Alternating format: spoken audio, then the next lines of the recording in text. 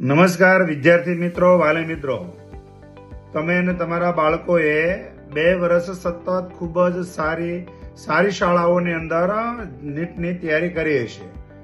હવે માત્ર ને માત્ર 30-40 દિવસ જેવું બાકી છે. તો એકવાર શા માટે બેસ્ટ ઓપ્શનની પસંદગી આપણે ના કરીએ? આના માટે અમે તમને એન્ઝાઇમ 16 માં એકવાર મુલાકાત લેવા માટે આગ્રહ કરીએ છીએ.